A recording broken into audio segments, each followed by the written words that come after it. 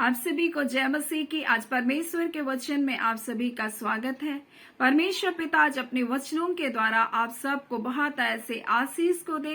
पिता परमेश्वर अपने वचनों के द्वारा आपसे बोले और बातचीत करे। और मैं आज जो विषय को ले रही हूँ, कठिन समय के लिए सेवा मिली है।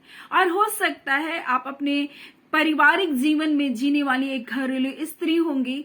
हो सकता है आप एक छोटे से कार्य को करने वाले छोटे से बिजनेसमैन हो सकता है आप हॉस्पिटल में कार्य करने वाले एक छोटे कर्मचारी हो, आप नर्स हो, आप डॉक्टर हो सकता है आप बड़े अधिकारी हो। परमेश्वर ने आपको बहुत बड़ी बड़ी जिम्मेदारियों को दिया। आप किसी भी क्षेत्र में, किसी भी जगह, किसी भी स्थान में हो, लेकिन परमेश्वर आज अपने वचन के द्वारा अपने लोगों से कहना चाहता है, कठिन समय के लिए आपको सेवा मिली है। और ये कठिन समय परमेश्वर अपने लोगों के जीवन में, जब किसी अपने बच्चों के जीवन में मुसीबत आती है, तब परमेश्वर आपको इस्तेमाल करना चाहता है। लेकिन कई बार हमको पता नहीं होता कि परमेश्वर ने मुझको क्यों चुना है। आज परमेश्वर अपने वचन के द्वारा आपको बताना चाहता है कि परमेश्वर ने आपको क्यों चुना। यूहन्ना 15 अध्याय उसका 16 में इस प्रकार से लिखा है, तुमने मुझे नहीं चुना परंतु मैंने तुम्हें चुना है और तुम्हें नियुक्त किया है। और परमेश्वर का वचन पहला कुरिन्थी 12 उसका 5 में इस प्रकार से लिखा है, बोलते कि प्रभु तो एक ही है परंतु सेवा के कार्य कई प्रकार के हैं। वैसे ही सिर्फ जो लोग परमेश्वर की सेवा कर रहे हैं वे ही नहीं, परंतु सेवा भी कई प्रकार के हैं। परमेश्वर का वचन कहता है आत्मा तो एक ही है, वरदान कई प्रकार के हैं। परमेश्वर का वचन कहता है प्रभावशाली कार्य भी कई प्रकार के हैं, परंतु परमेश्वर एक ही है। यानी परमेश्वर अपने लोगों से कहना चाहता है, जब मैंने तुमको सेवा का कार्य दिया, मैं प्रभु हूं और मैंने हर एक को अलग अलग सेवा का कार्य को दिया है और तुम्हें नियुक्त किया है। और परमेश्वर का वचन कहता है तुमने मुझे नहीं चुना परंतु मैंने तुमको चुना है और तुमको नियुक्त किया है कि तुम जा करके फल लाओ। और ये फल क्या है, परमेश्वर अपने वचन के द्वारा हमें बताना चाहता है। कई बार हम सोचते हैं परमेश्वर मुझे अच्छे स्तर में तूने मुझे रखा, आपका धन्यवाद। लेकिन परमेश्वर कठिन समय के लिए आपको परमेश्वर ने क्या क्या सेवा को दिया, जो सब में हर समय प्रभाव क्या करता, उत्पन्न करता है। परमेश्वर का वचन कहता है, किंतु 7 में लिखा है, पहला कुरिन्थी उसका 12:7 में, किंतु सबके लाभ पहुंचाने के लिए, यानी सभी को लाभ पहुंचाने के लिए परमेश्वर ने आपको सेवा का कार्य दिया है। और कई बार जब हम अपने जीवन में परमेश्वर हमें कोई कार्य देता है या अच्छे स्तर में रखता है, तो हम परमेश्वर को भूल जाते हैं। लेकिन परमेश्वर अपने वचन के द्वारा हमें बताना चाहता है, मैंने कठिन समय के लिए तुझे सेवा दी। कई बार ये कठिन समय आपके जीवन के लिए नहीं होगा, क्योंकि परमेश्वर का वचन इस प्रकार से कहता है कि आत्मा का फल के बारे में, और अगर आत्मा के फल के बारे में परमेश्वर कहता है, तो आप अगर एक पेड़ को देखेंगे और उसके फल को देखेंगे, तो फल कभी भी उस पेड़ के लिए नहीं होता, परंतु फल दूसरों के लिए होता है। और इसी प्रकार से परमेश्वर का वचन हमसे कहता है, जो परमेश्वर ने हमें आत्मा दिया है, वो आत्मा भय का आत्मा नहीं, परंतु सामर्थ, प्रेम और संयम का आत्मा है, जो हमको दूसरा तीमुथियुस उसका 1 उसका 7 में मिलता है। यानी आत्मा का फल हमारे अंदर जो डाला गया, वो भय का आत्मा नहीं है, वो प्रेम का आत्मा है और संयम का आत्मा है। कई बार वो प्रेम दूसरों के लिए होना चाहिए, लेकिन हम सोचते हैं सिर्फ मुझे ही प्रेम मिले। लेकिन आत्मा का फल है कि परमेश्वर हमारे अंदर अपना प्रेम को डाला है। और परमेश्वर का वचन इस प्रकार से कहता है, प्रभु तो एक ही है परंतु सेवा के कार्य कई प्रकार के हैं। और परमेश्वर इसी प्रकार से एस्तेर रानी को हम देखते हैं चुनाव करता है कि वो किस प्रकार से सुसनगढ़ राजगढ़ में वो एक महारानी के पद में जाए, और उसे विभिन्न परिस्थितियों से होकर के परमेश्वर ने उसका चुनाव करता है, जो उसके बड़े भाई के द्वारा, जो उसका निज भाई नहीं था, परंतु फिर भी उसने एस्तेर को एक बेटी की तरह पाला। चाहिए हम देखते हैं किस प्रकार से मोर्दकै ने उसको अपनी बेटी की तरह पाला, जो उसके चाचा की बेटी थी, और उसको अपने बेटी की तरह पाल पोस कर बड़ा किया। और जब हम देखते हैं छय्यस राजा की तरफ से एक आज्ञा निकली कि रानी को ढूंढा जा रहा है, तब उसने एस्तर को तैयार किया और एस्तर जब रानी बन गई तब उसके लोगों के जीवन में बड़ी कठिनाइयां आई। यहूदियों के लिए हामान नाम एक व्यक्ति ने योजना बनाई कि यहूदियों का नाश कर दे।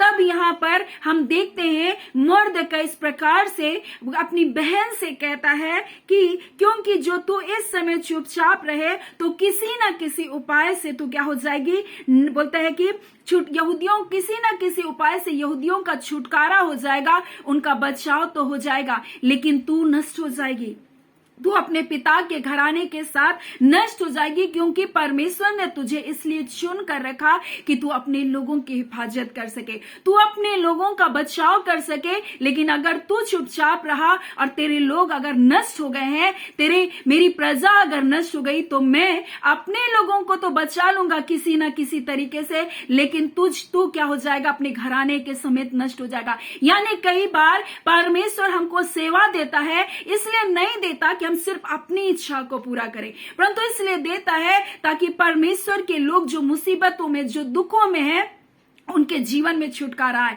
और इसी प्रकार से यहाँ पर मुर्दकै कहता है एस्तर रानी से, जो तू इस समय चुपचाप रहे तो किसी ना किसी उपाय से यहूदियों का छुटकारा और उद्धार हो जाएगा, परंतु तू अपने पिता के घराने समेत नष्ट हो जाएगी। क्या जाने तुझे ऐसे ही कठिन समय के लिए राजपद मिला है। और कई बार जब परमेश्वर हमको बड़े बड़े सेवकाई को देता है, बड़े बड़े पदों में नियुक्त करता है, हम परमेश्वर को भूल जाते हैं, क्योंकि वह परमेश्वर ने आपको नियुक्त किया है। वो परमेश्वर अपने लोगों की सुरक्षा के लिए आपको नियुक्त किया, अपने लोगों की सहायता के लिए परमेश्वर ने आपको नियुक्त किया। यूसुफ को परमेश्वर ने चुना और यूसुफ इस बात को जान पाया कि मेरा परमेश्वर मुझको, मेरे भाइयों ने मेरे साथ बुरा किया, लेकिन परमेश्वर ने मुझको पहले से तैयार किया ताकि मैं अपने पूरे घराने को उन तकलीफों से, उन अकाल से बचा सकूं। और इसी बात को यूसुफ इस प्रकार से कहता है, अपने भाइयों से कहता है, अब तुम लोग मत पछताओ, क्योंकि तुमने जो मुझसे या मुझे यहाँ बेच डाला, इससे उदास मत हो, क्योंकि परमेश्वर ने तुम्हारे प्राणों को बचाने के लिए मुझे तुम्हारे आगे भेजा। यानी यूसुफ जब मिस्र का प्रधानमंत्री बन गया, वह इस बात को जाना कि मुझे अपने भाइयों को बचाना है। वो भाई जो उसके साथ बुरा बर्ताव किए, परंतु उसने उनका पालन पोषण किया, उसने उसके पूरे घराने को समय समय पर भोजन वस्तु देता रहा, उनके परिवार का पालन पोषण करता रहा और उनकी देखभाल करता रहा। ये यूसुफ था जो जाना कि परमेश्वर ने मुझको सेवा का कार्य क्यों दिया। लेकिन आज कई बार उसके बच्चे इस बात को नहीं जानते और वो फल लेकर नहीं आ रहे। परमेश्वर ने उनको आशीष दी, परमेश्वर ने उनको बढ़ोतरी दी और परमेश्वर ने उनको इतनी बहुत आयत से ऊंची पदवी पर रखा है, बहुत आयत की आशीष दी, लेकिन वो अपने लोगों पर तरस खाना भूल गए, वो सेवा का कार्य को करना भूल गए। वो परमेश्वर ही है जो उसको ऊंचा उठाया। क्या मनुष्य अपनी ताकत से, अपने बल से, अपनी बुद्धि से कभी भी ऊंचा उठता है? आप देखेंगे बहुत सारे बुद्धिमान लोग हैं जो आज तक कुछ नहीं कर पाए, लेकिन आप कुछ नहीं होकर के भी परमेश्वर ने जब आपको ऊंचा उठाया तो क्यों कर ऊंचा उठाया, ये परमेश्वर अपने लोगों से कहना चाहता है। और इसलिए परमेश्वर कहता है, तुमने मुझे नहीं चुना था, परंतु मैंने तुमको चुना था और तुम्हें नियुक्त भी किया कि तुम जा करके फल लाओ। और ये फल कभी भी अपने लिए नहीं होता, जो फल हमारे लिए होता है वो संयम होता है, वो हमारे अंदर धीरज होता है। और ऐसा यूसुफ अपने जीवन में किया, उसने अपने भाइयों के लिए क्रोध नहीं प्रकट किया, उसने धीरज धरा परमेश्वर के सामने, उसने अपने लोगों के लिए प्रेम से भरा और उनको माफ किया और उनकी सहायता किया। हम देखते हैं यहाँ पर एस्तर भी जब इस बात को हम देखते हैं, उसके भाई ने जब इस बात को बताया कि तू जो इस समय चुपचाप रहेगी, हमारा तो छुटकारा हो जाएगा किसी ना किसी तरह से, लेकिन तू भी नष्ट हो जाएगी अपने पिता के घराने के साथ। तब उसने क्या किया, उसने कहा, मैं उपवास कर रही हूं 3 दिन 3 रात बिना कुछ खाए पिए, तुम भी इसी रीति से उपवास करो और मैं राजा के पास जाऊंगी, बिना किसी नियम के विरुद्ध बोला मैं जाऊंगी राजा के पास। और नष्ट हो गई तो नष्ट हो गई। एक उसने क्या किया, एक कठिन निर्णय को अपने जीवन में लिया और वो कठिन निर्णय के साथ, वो उपवास के साथ, प्रार्थना के साथ जब राजा के पास गई, राजा उसको देखकर प्रसन्न हुआ। वैसे ही जब आपके लिए कठिन होगा अपने लोगों के लिए खड़ा होना, उस नियम को बदलने के लिए कठिन होगा, तो परमेश्वर से उसने क्या किया, सामर्थ को मांगा। वैसे जब आप सामर्थ को मांगेंगे, जब आप बुद्धिमत्ता को मांगेंगे और जब आप राजा के सामने खड़े होंगे अपने लोगों के लिए, छुटकारे के लिए, तो राजा का मन भी उसको देख करके प्रसन्न होगा और राजा ने उसकी ओर राजदंड को बढ़ाया। ये वही परमेश्वर है जो आपसे कहना चाहता है, जब आपको सेवा दी गई है वो कठिन समय के लिए दिए, हो सकता है इतनी भारी विपत्ति ना हो, लेकिन आपके लोगों के जीवन में कठिनाई होगी। और परमेश्वर का वचन कहता है आत्मा तो एक ही है, वरदान की है, और वरदान भी अपने लिए नहीं होता, वरदान भी दूसरों के लिए होता है, चंगाई भी दूसरों के लिए होता है। हम क्या करते हैं, जब परमेश्वर हमको आत्मा के वरदानों से भरता है, तब हम क्या करते हैं, दूसरों के लिए हम छुटकारे का कारण बनते हैं, हम दूसरों के लिए आशीष का कारण बनते हैं, हम दूसरों के लिए भलाई के कार्य को करते हैं। वैसे ही परमेश्वर ने जब आपको नियुक्त किया है, ये नियुक्ति भी क्या है, फल लाने की है, ये नियुक्ति भी है भलाई की है, ये नियुक्ति भी है दूसरों के लिए खड़े होने के लिए। लेकिन आप अपने जाति भाइयों से अपने आप को छुपा रहे हैं, अपने लोगों की आप सहायता नहीं करे, तो परमेश्वर बोला उनका तो मैं किसी ना किसी तरह से उनकी सहायता तो करूंगा, लेकिन तुम जो उन कठिन समय में अपने लोगों से अपने मुख को छुपा रहे हो, तुम क्या किए जाओगे, नष्ट किए जाओगे। परमेश्वर कह रहा है, हम देखते हैं एक छोटे से पोस्ट में हम लोग देखते हैं एक छोटे से कार्य को दो इब्री दाई कर रही थी। वो दाई जो हम देखते हैं किस प्रकार से निर्गमन की पुस्तक में इस प्रकार से लिखा है, जो हम देखते हैं मिस्र में जो इब्री दाई लोग थी, उसको राजा ने आज्ञा दिया था कि जैसे ही इब्रियों के बच्चे पैदा होंगे, लड़के पैदा होंगे, उनको मार डालना। परंतु ये इब्री दाई कर क्या रही थी, यहाँ इस प्रकार से लिखा हुआ है, सिप्रा और पुआ नाम दो इब्री भाइयों को मिस्र के राजा ने आज्ञा दी, जब तुम इब्री स्त्रियों को बच्चा उत्पन्न होने के समय प्रवेश के पत्थरों पर बैठी देखो, तब यदि बेटा हो तो उसे मार डालना और बेटी होगा तो जीवित रखना। परंतु ये जो धाइयां थी ये परमेश्वर का भय मानती थी, इसलिए मिस्र के राजा को आज्ञा ना मानकर लड़कों को भी जीवित छोड़ देती थी। यानी ये निर्भय थी क्योंकि ये परमेश्वर का भय को मानती थी, और जो परमेश्वर का भय मानते हैं वो कभी भी किसी भी आज्ञा से नहीं डरते, क्योंकि परमेश्वर का जो आत्मा है वो भय का आत्मा नहीं है, परंतु सामर्थ्य का आत्मा है, वो प्रेम का आत्मा है, वो संयम का आत्मा है। और ये इब्री दाइयां परमेश्वर का भय मानती थी, इसलिए राजा की आज्ञा से ये ना डरी। और यहाँ इस प्रकार से लिखा है, मिस्र की राजा की आज्ञा ना मानकर लड़कों को जीवित छोड़ देती थी। फिर आगे राजा जब उनसे पूछ रहा है कि बुलवा कर पूछा, तुमने लड़कों को जीवित छोड़ देती हो तो ऐसा क्यों करती हो, तब वो बड़ी बुद्धिमानी के साथ जवाब को देती है। और धाइयों ने फिरौन को उत्तर दिया, इब्री स्त्रियां मिस्री स्त्रियों के समान नहीं, वे फुर्तीली हैं, धाइयों के पहुंचने से पहले उनको जच्चा उत्पन्न हो जाता है। इसलिए देखिए यहाँ पर परमेश्वर कह रहा है, इसलिए परमेश्वर ने धाइयों की भलाई की और वे लोग बहुत बढ़कर सामर्थी हो गए, इसलिए कि धाइयों ने परमेश्वर का भय मानती थी और उसने उनको घर को बसाए रखा।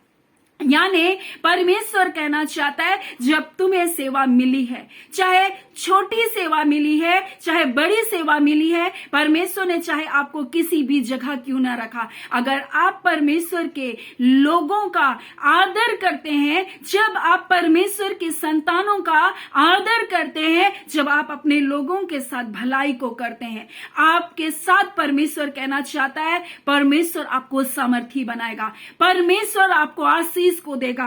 परमेश्वर इस प्रकार से लिखा है, परमेश्वर ने धाइयों के साथ भलाई की और वे लोग बढ़कर बहुत सामर्थी हो गए। और धाइयां जो परमेश्वर का भय मानती थी, परमेश्वर ने उसको घर को क्या किया, बसाया, और परमेश्वर ने उनको आशीष दिया, परमेश्वर ने उनको सामर्थी बनाया। वही परमेश्वर आज आपके साथ करना चाहता है। अगर आप, जब परमेश्वर ने आपको सेवा का कार्य दिया, चाहे आपके लोगों के बीच में कैसी समस्या क्यों ना हो, लेकिन अगर आप अपने लोगों की सुधि नहीं रख रहे हैं, अगर आप किसी भाई को तकलीफ में देकर, गरीबी में देकर आपके पास है और आप उसकी मदद नहीं कर रहे हैं, परमेश्वर उसकी कुछ ना कुछ भलाई तो कर देगा, लेकिन जो आपको दिया है परमेश्वर एक दिन आपसे छीन लेगा। और यही बात हम देखते हैं, मुर्दकै अपने बहन से कह रहा है, एस्तर से कह रहा है कि अगर तू चुपचाप रहेगी, किसी ना किसी युक्ति से हमारे लोगों का बचाव हो जाएगा, छुटकारा हो जाएगा,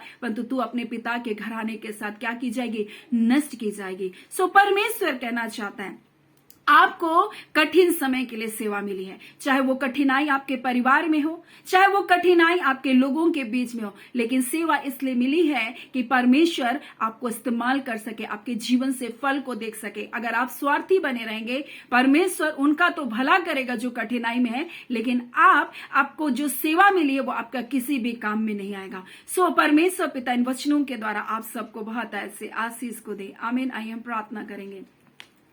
धन्यवाद देते हैं जीवते सच्चे सामर्थ्य खुदावन परमेश्वर, राजाओं के राजा, प्रभुओं के प्रभु, हम आपका धन्यवाद देते हैं आज के सुंदर दिन, सुंदर समय के लिए, आपके पवित्र वचन के लिए पिता आपका धन्यवाद। खुदावन, अपने लोगों से आपने बोला और बातचीत किया। जब आपके लोगों को किसी स्थान में प्रभु सेवा का कार्य को दिया, वो विश्वास योग्य हो, अपने लोगों के लिए खड़े हो सके प्रभु जी, और खुदान भलाई को करने वाले हो सके। ऐ खुदान, जैसे सिप्रा और पुआ भाइयों ने किया, हाँ खुदान, जैसे यूसुफ ने अपने भाइयों के साथ किया, हाँ खुदावन परमेश्वर, जैसे एस्तर ने अपने लोगों के छुटकारे के लिए कार्य किया, वैसे खुदावन प्रभु जी आप अपने लोगों का इस्तेमाल करें। ऐ खुदावन, चाहे वो जिस भी जगह में प्रभु जी अपने लोगों के लिए पिता परमेश्वर आशीष और छुटकारे का कारण बने, वो फल लाने वाले बन सके। खुदान पिता, जितने लोग रोग दुख बीमारी में हो पिता, आप उन्हें छूकर चंगा करे पिता। हर बुराई से अपने लोगों को बचा कर रखे, हर परीक्षाओं से आप अपने लोगों को बचा रखे, आने वाले संकटों से प्रभु अपने लोगों की रक्षा करें,